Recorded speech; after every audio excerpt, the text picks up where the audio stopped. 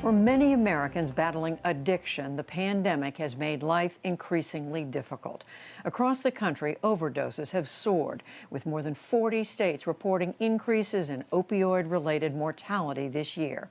But COVID is also changing how addiction treatment can be provided, and some experts are saying that it could be a silver lining in a devastating public health crisis. Stephanie Sy has our report. To be honest, I thought I was going to be sick the rest of my life. The pandemic has Dr. Stephen Lloyd touting the virtues of going virtual. Are your cravings under control? I mean, you doing okay? Do you run into times where it's overwhelming? Consulting patients through video conference has opened up a new world for the addiction specialist. Oh, I know you are. I love seeing you. You know that. He used to have to evaluate patients in person before he could prescribe two of the most common medications used to manage opioid addiction, buprenorphine and Suboxone. But in late March, the Drug Enforcement Administration said it would temporarily relax those rules. Hey, do I send your medicine directly to your house?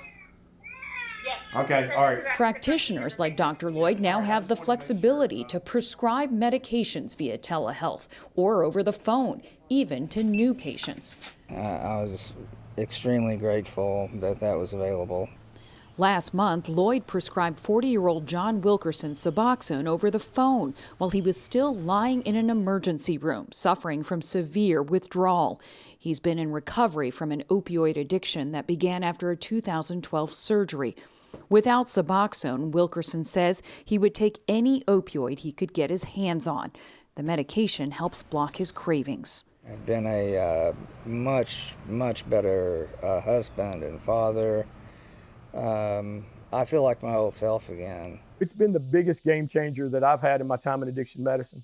Lloyd is the former head of Tennessee's Department of Substance Abuse Services and now serves as the chief medical officer of 20 treatment facilities in Tennessee, Kentucky, and Florida. He spoke to me via Skype from outside Nashville recently. Do you think that the opioid crisis, which was already an epidemic before the pandemic, is going to actually get worse because more people will turn to drugs? Stephanie, it's already gotten worse. And using telehealth, I get to see my patients in their home environment. And I've watched them from March go from nice apartments and houses they were living in to now hotel rooms, to now the back seats of cars. And I see it every single day. Our overdose rate here where I am is up about 20% with fatal and non-fatal overdoses.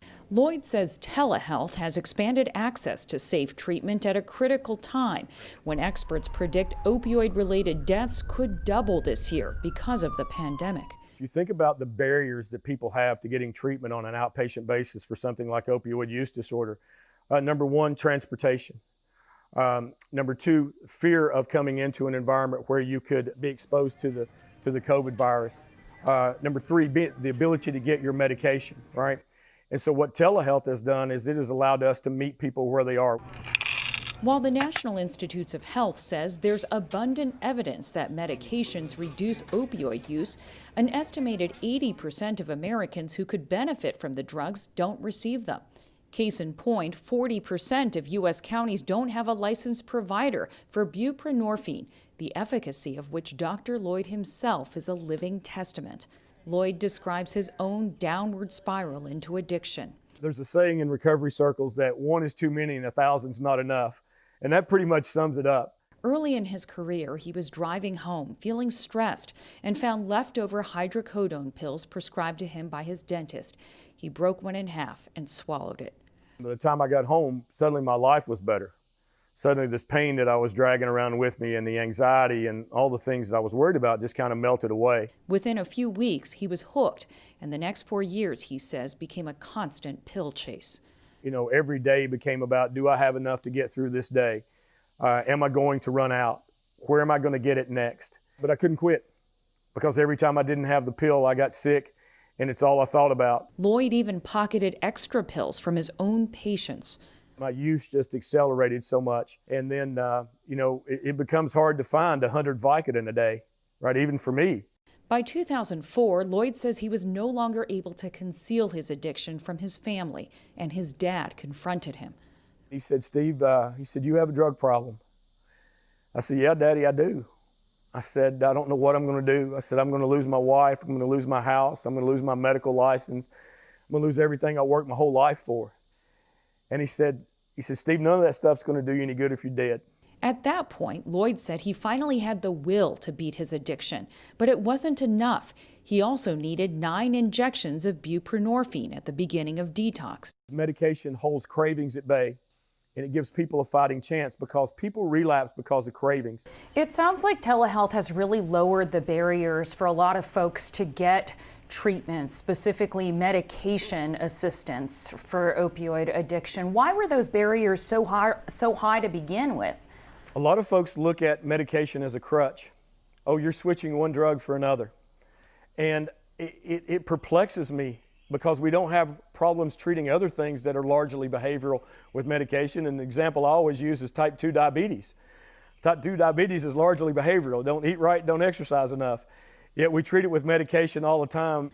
But unlike other chronic diseases, addiction carries strong stigma and shame. That was embarrassing to me. I just felt disgusting.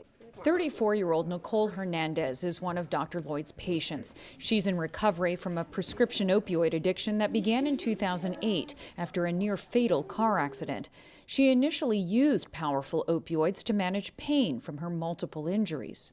At the worst point of this, how many pills did you need to take to dull the pain and to feel like you were addressing that issue? Well, it depends on which pill, but let's say of the strongest ones, I don't know, 20. Like many others who suffer addiction, Hernandez recalls becoming someone she couldn't recognize. She forged prescriptions and ended up in jail, only then realizing the hold the drugs had on her.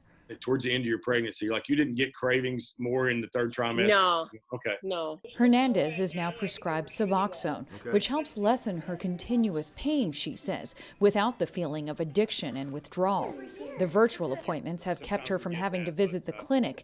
No small comfort for the new mother of twins. It's just been awesome because I never had to leave my baby's side. Lloyd says since telehealth became an option, patients' rate of showing up for follow-up appointments, a key to long-term recovery, has doubled. But on its own, telehealth is not a silver bullet. Oh, there's drawbacks to it. And I think for the person that tends to isolate, because the opposite of addiction is not recovery. The opposite of addiction is community and relationship. And one of the things that this takes away from us is that relationship. It's why Lloyd has also fought to keep the treatment facilities he helps oversee in 3 states open during the pandemic. As chief medical officer, Dr. Lloyd has instituted a host of safety protocols, including testing his own staff, isolating any positive cases in residential facilities, and frequent temperature checks. We're more crucial now than we've ever been. The folks suffering with addiction are more marginalized right now than they've ever been. And we have to be there with meaningful treatment that can help them to the best of our ability as our worlds get turned upside down. Even with the pandemic turning the world upside down, Dr. Lloyd has been able to expand his reach because of the relaxed telehealth rules, which he now says should be made permanent. For the PBS NewsHour, I'm Stephanie Sy.